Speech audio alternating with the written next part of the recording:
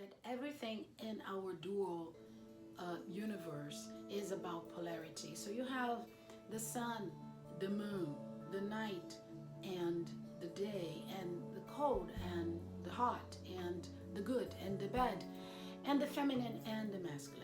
We've been conditioned to think that the world runs according to male principles. And you can see that easily. If you just turn on the TV, and you're going to see that most presidents and world leaders are men. We don't really have to go too far to see that the power is centered around the male way of doing things. So the energy of the feminine is like this lovely sort of embracing energy that is bringing us a completely new level of understanding. It's not conceivable that we have economical systems that can be so unfair. The structure of the feminine energy, it's about recognition that we are all part of a bigger whole. And so it does feel much softer, and it does feel much nurturing. Only the power of the collective has the force and the strength and the vision to actually move us towards a new phase. So that power of the circle, that power of the community, that power of the planetary consciousness is feminine. So moving into the feminine means moving back to the heart, and means also moving back to the intuitional level, in which we do not make decisions only from the mind perspective, but from that wisdom from the heart.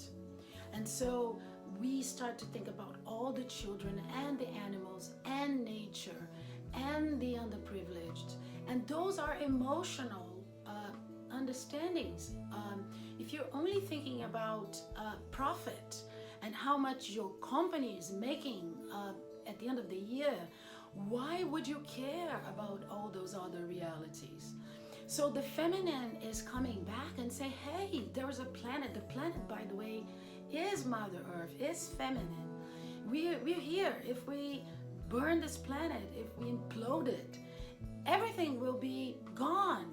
So it's a little bit less of testosterone, shall we say, and more love into the potion, so that we can together move to a completely different system that honors each part of its members, that is about the interconnection and not the competition. And so that's why facing what it is that we are facing, more than ever, we're hearing comments about the Divine Mother. People are talking about the Divine Feminine. There's been workshops, there's been courses, there's been all sorts of information that until very recently were unknown to most people. And yet we've got to embrace that. We really have to embrace that new, I would say more than anything, it's a way of thinking. It's a shift in perspective. And it's available for men and for women. It's not just a women's movement.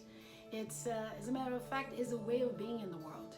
And that's, to the best of my knowledge, the only way we're gonna survive the world's crisis.